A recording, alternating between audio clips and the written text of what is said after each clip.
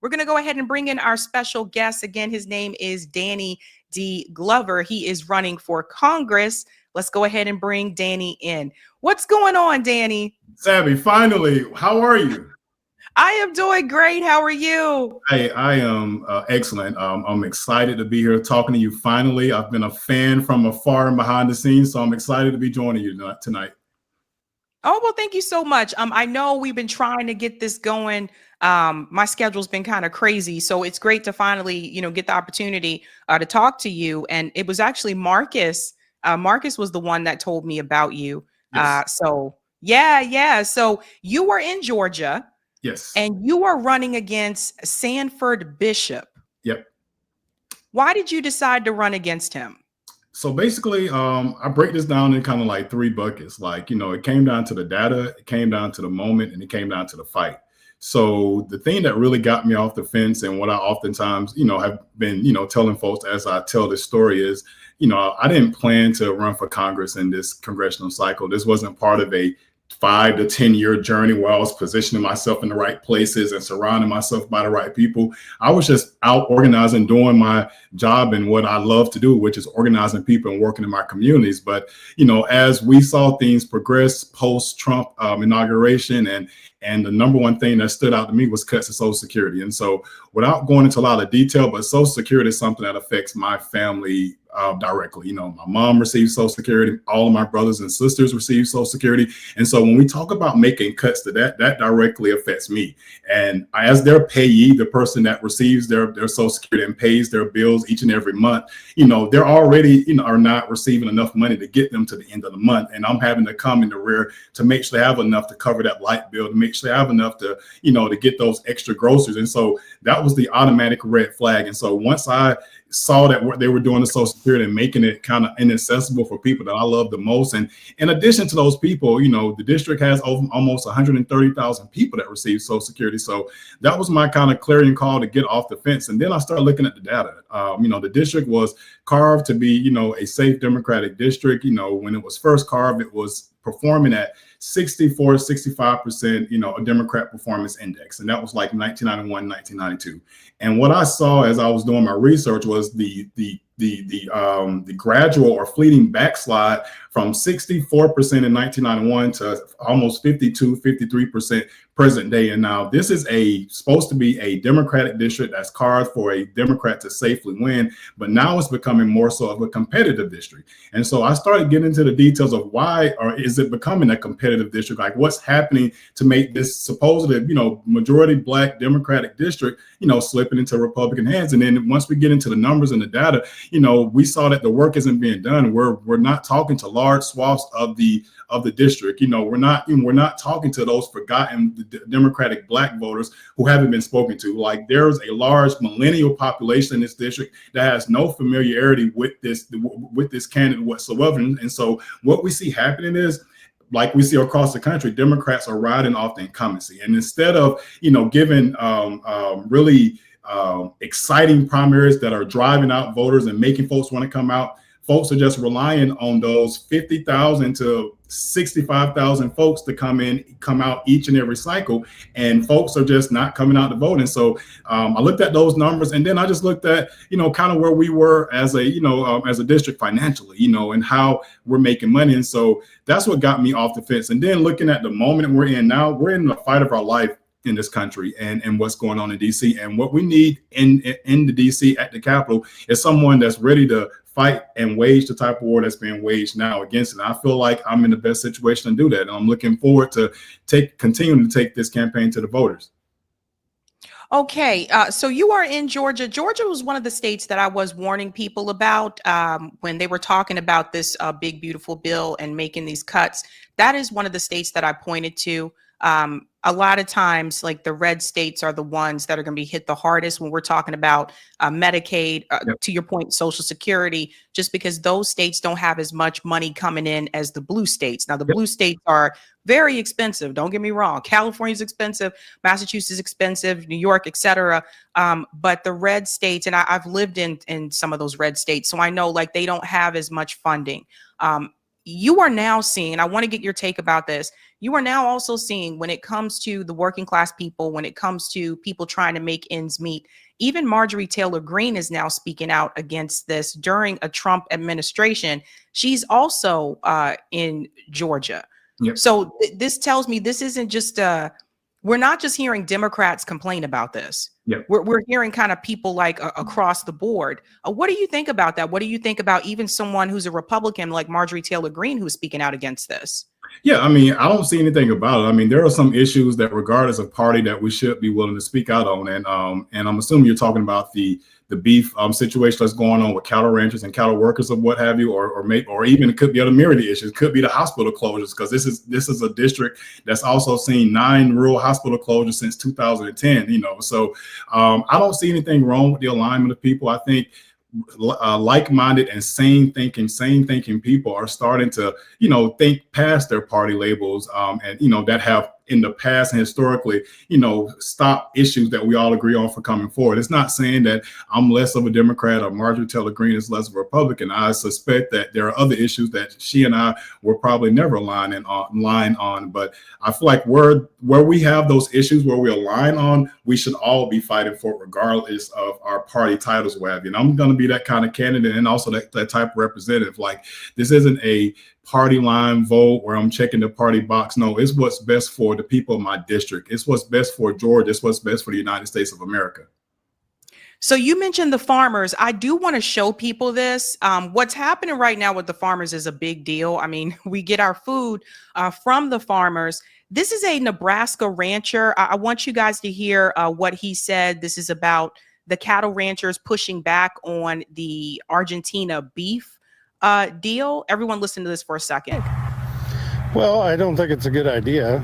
I think probably what you've heard a lot today is we should just allow our markets to dictate the price of beef, and there's a lot of factors in that. I think most people out here have the view that the government should just be pretty limited and not kind of meddle in the free markets. I'm going to read the.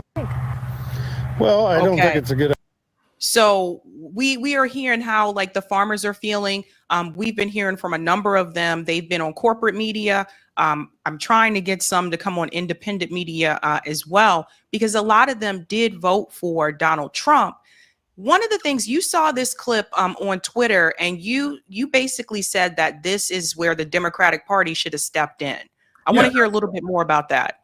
Yeah, absolutely, Sabby. I feel like this is an easy layup. We oftentimes like to say, cattlemen and ranchers and farmers and those folks in the agriculture industry, they aren't our voters. Those are the rural voters. But if you, fast or rewind back 20 years, those rural blue-collar voters used to be Democratic voters until we started forgetting to go out to those places. And I've seen this happen firsthand in some of my work across the country. But I absolutely feel like this is an easy layup for Democrats to swoop in on and to bring resolution to an obvious situation that not only affects these cattle ranchers and or cattlemen and farmers and ranchers, but it affects everybody. The price and the quality of beef being imported from Argentina into our country is going to pale in comparison to what we can get in Georgia, because we have over 1 million cattle in our state. But other places like Texas, who are more so known for it, or other places like Nebraska. So I think this is an opportunity for Democrats to go out on the farms, go out to the ranches, talk to these people, show them that they care, and also be the help that they need, because we see how this thing is going in terms of when Trump makes a decision or when Trump makes a new friend internationally, down be anything that happens in our country. And so I feel like this is one of many easy layups that the Democrats could, go for, and in order to kind of really push our policies forward, to kind of really push, and show voters that we really care about the average, the average man and the average person. So it doesn't get any more working class and American than swooping in and helping out on this issue. Do you feel like the Democratic Party forgot about rural America? Absolutely. I mean, places like Georgia, we've seen kind of a resurgence, post Stacey Abrams and kind of the organizing work that she did in the state. But you look at states like Tennessee, everything west of the Tennessee River or west of Nashville, it used to be pretty much blue. So from Memphis, pushing all the way east to Nashville. You know, from 2004, the backslide started in 2004. So from 2004 to present day, we've seen Democrats just ignoring these places, just not organizing. And it's almost like, you know, the party by and large forgot the language of the rural voter. You know, they forgot the, you know, kind of like the cultural like norms that exist within rural America, like with the changing and evolution of the party, you know, with, you know, the tent increasing in terms of the number of different groups that we brought under the tent. While we brought all of these groups under the tent, that pushed out and alienated a lot of rural folks who aren't necessarily against a lot of those issues and groups, but that's not their main issue. So, yeah, I think Democrats have forgotten about rural America, and this is one way to show rural America that we care, that we're here for you, and we want to bring a resolution to your issue because we feel it too. All right, let's pivot to foreign policy. You're running for Congress. Obviously, you know, Israel has been a big topic of conversation over the past couple of years. We've talked a lot about the genocide in particular on this channel. If you were to win, when it comes to Congress, would you support legislation that would, and I have to break this down, would you support legislation that would continue to give any type of weapons or aid to Israel? And would you support legislation that would fund and support the Iron Dome? Absolutely not. I don't know the exact figures, but Israel has a better economy than the United States in some sense. They're able to offer their citizens healthcare, education, and along with a myriad of other things. So I'm not going to vote for increasing funding or continuing funding for any type of aid for the state of Israel. And I will not vote for any increased Iron Dome funding for the state of Israel. Okay, I have to, you know, I ask everybody about this because we got our issues to deal with. Like, I mean, like we have our own problems here to deal with. I think our meddling abroad has created a lot of the domestic issues we're having now. And in terms of like just supporting countries and their rogue actions, whether it's genocide, whether it's mass starvation, whether it's ethnic cleansing, we can't continue to have our names attached to it. And there are so many Americans who are not aware of how their tax dollars are being spent. And so they go to their pantry or they go to their, you know, WIC office and funding is not there, or they don't have enough SNAP benefits to give that poor person who just lost everything because the funding is being sent, you know, to Israel to support, you know, their genocidal government. So no, I will not, in addition to that, I will not accept any funds from AIPAC or any of their subsidiaries. Okay, so you're running a grassroots campaign, correct? That's correct. All right, I want to go ahead and bring your website up here. Danny Glover for Congress. One of the things I wanted to look at really quickly to show everybody is the campaign pillars: people over profits, people over pollution, people over politics, people over power. One of the things I want to ask as well in reference to foreign policy, the person that you are running against, Sanford Bishop, he does take money from AIPAC. Yes. Right. So he is taking money from the Israel lobby. How will you defeat that?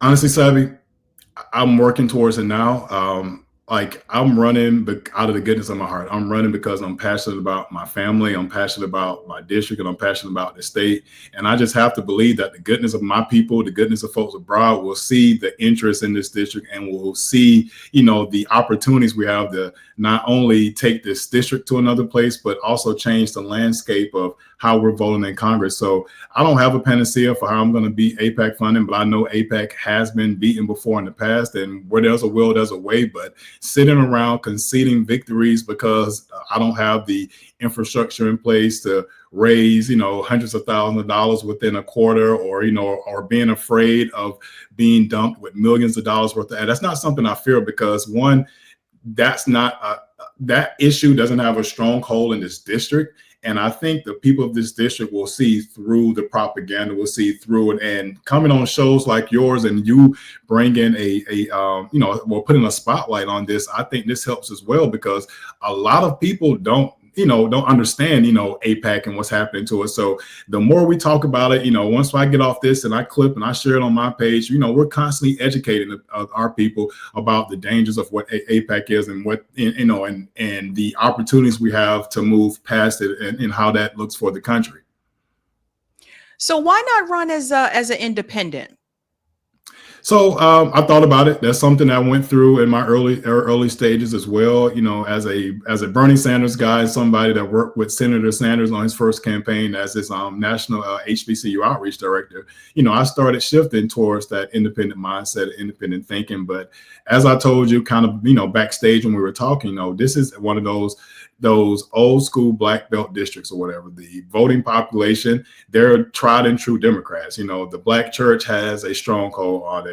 Fraternities and sororities have a stronghold on it. And so the option in running as an independent was there, but I felt like I would be spending more time teaching people or getting people to feel comfortable with what an independent is, opposed to showing them a different style of democratic leadership and what they can be. And so that's kind of my mindset with it or whatever. But that is kind of my thought. As we said earlier, I'm a Democrat. I believe in the old school ways of the Democrat, the ways that the people that I saw in my city and hometown, our first black mayor, C. Jack Ellis, I saw him, doing great things as a Democrat. I saw him building houses. I saw him feeding people. I saw him taking care of veterans and stuff like that. And so that's what I'm trying to get back to. And just even with the Democratic moniker, I know it's easy for folks to talk shit about the Democrats or to say what they're not doing. And again, I've been one of those people. I've been first in line, but I'm also not one of those people that's willing to just say,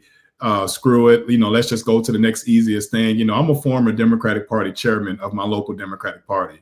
I've worked in Democratic politics my entire life. And so I know we hear it a lot about changing it from the inside or trying to be that voice. I do feel like I can change it from the inside. I do feel like I can be that voice of reason. And Sabby, everybody can't leave the Democrat Party. We need black Democrats, just like we need black independents, just like we need black Republicans, just like we need black libertarians. We need voices in all of these spaces. And so, so that's why I'm remaining a Democrat, to try to change some of the things that I've seen happen, to try to be the voice of reason, to try to tell motherfuckers like, this doesn't make any fucking sense. We need to shift courses. I'm sorry for cursing, but yeah. So here's the thing. We heard this from a lot of people. I've heard it from members of the squad, a lot of people that went in and ran grassroots campaign that did get into Congress. But what we did see is that the party basically told them to get in line or you're out of here, right? So they pushed out Cori Bush. They pushed out Jamal Bowman, and his critique, from what I understand, was somewhat mild when we compare it to others.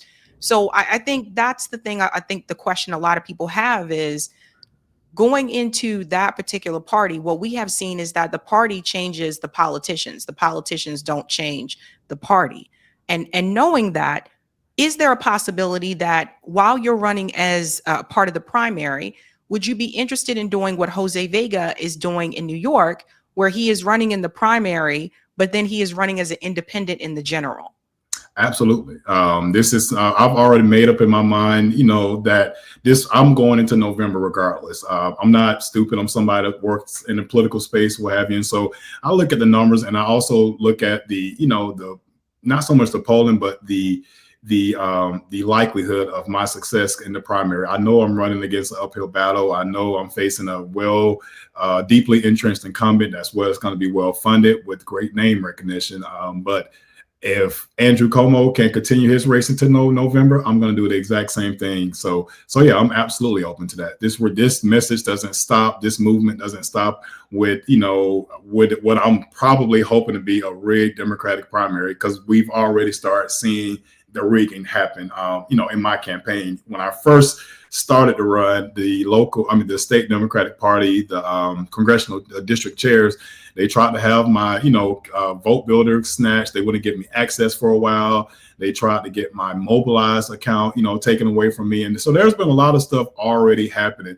Even so much, there's a smear campaign going on right now, pretty much saying I'm a Republican. Never worked with a Republican my entire life, never voted Republican in my entire life. But this is what you deal with on a local level, especially, on a rural local level. And so yeah, I'm not going anywhere, and they're not going to scare me away. What about when it comes to reparations? Is that something that you support, reparations for descendants of slavery in the U.S.? Absolutely. Just going back to the Black Belt, this part of Georgia that I'm running in, Columbus, Albany, Thomasville, Americus, and about 26 other rural counties. These were the rural Black counties. This swath of land made up the Chitlin Circuit. These were all of the old Black farmers from back in the day or whatever. And so these folks experienced, disadvantages from the federal government. The USDA has taken land and taken properties from Black farmers all throughout this place. Majority Blacks. We have 6 majority Black cities and counties in this area that don't receive half the funding that a lot of these other white counties receive. So I absolutely support reparations for descendants of slavery. I think they should be in the form of cash payments, but I also think it needs to be in forms of reparative, actions for Black farmers. I think it needs to be in I'm stuttering. I think it needs to be for hospitals and making sure folks have access, to medicine. Because again, as I said at the top, we've seen 9 rural hospitals close in Georgia, and 15% of Georgians lack health, insurance, and that number grows higher as you get into my district. So yes, simply I support reparations. I don't think this is a difficult issue to talk about. The white people that may be tapped into it, that may be, first time hearing this, I ain't trying to take your money. I don't want to get into your bank account. I don't care what you got in your bank account. You can keep what you got in your bank account. My beef is with the federal government and the laws and actions and policies they put in place to hold people that look like me and you back, particularly those who are from the came through the United States system of chattel slavery.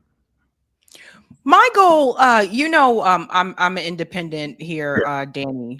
My goal and my wish is that people like you, candidates like you, that are running on, these platforms that are for the people, things that are like for the working class, whether it's healthcare, education, etc. And you're not taking the corporate money, and you're not taking money from AIPAC or any of the Israeli lobby. My goal is for all of you guys to form your own party. I really do think that all of you, and AOC's far gone. She's not turning back. She's looking forward towards her political career. But when I look at how Jamal Bowman, Cori Bush got pushed out, people like you, all of the people that are running right now on these policies that would benefit the working class, I really feel like all of you should have your own party, like an actual working class party that would show the difference from the Democratic Party. People will see the Democratic Party is really not for the working class people. They haven't been for a long, long time. But that's my wish, that all of you would just get together, form a block, and create your own party. And I think at some point we could get there. My big fear is that, like, people going into, I said the same thing with Zoran too, right? Like, we already seen him bend the knee a little bit. Yeah. My biggest fear is just that what we already saw happen with members of the squad, where the Democrat leadership is going to come in and say, this is what we are going to do, or you are going to be gone. We need a real opposition party against both of these, against the Republican Party and the Democratic Party. And I think if we had something, and yes, we do have the Green Party, but I'm talking about, like, I think we need something new, because I'm talking about a party that really speaks to just the working class, like, issues that would just show people that, like, listen, there's other options, like, out there. And I know third parties, it's hard to get on the ballot and all those kind of things. I totally get it. I understand. I'm just afraid that the Democratic Party they're gonna push people like you to the right. Yep, and I'm gonna fight like hell to prevent it from happening. And again, like I know we're coming up on time, or whatever. Like half, more than half of this district isn't voting. More than half of this district isn't being engaged, and so this race is absolutely winnable. Like my opponent can bring out his typical 55 to 75,000 votes, and there are still 300,000 voters in the universe that haven't been talked to, and so there is space for what you're referring to. And again, like I'm an organizer, I'm a old school. Let's get out on the door. Let's knock on doors. Let's make phone calls. Let's meet up at the church. Let's meet up at the hookah lounge. Let's meet up at the bowling alley. Let's meet up, at the gym, whatever. So I'm an in your face, guerrilla style, campaign organizer. And I see a path to victory. And I see a path to victory with the people that haven't been spoken to, the forgotten Georgia voters, Black voters who have, who have been ignored or wait, the typical voters we wait until GOTV to bring out. I'm seeing that right now as I make my way throughout the district. Just meeting people where they are is working, Sabby. Folks just introducing myself as a congressional candidate. Folks are telling me, hey, I didn't know who my congressperson was, or I thought, some other stuff about them. So I just need help. And if your listeners and viewers are watching and hearing now, I need y'all's help. Anything helps. $5, $10, $20. We're just trying to fuel this movement so that we can take this this campaign message to all 27 counties. And this race is absolutely winnable. And I think we can do it with your help. And you can donate at www.dannydglover.com. That's www.dannydglover.com. And the campaign can also be found on Act Blue. All right, Danny, thank you so much for your time. Good luck. Thank you, my friend. Take care. All right. Bye. Bye. All right, ladies and gentlemen, that was Danny D. Glover. I sincerely hope he does do that. I hope he does decide to run as an independent in the general election. I would like to see more independents in Congress, right? Like I get tired of we always just say, oh, there's those one or two people that are there and we know they're independents, but they still caucus with either party. I would like to see more true independents in Congress that use their independent status as leverage against these other parties when it really matters. That's what I would like to see, but that's just me. Hey guys, this was a Sabby clip. If you like what you saw, hit that like button and subscribe.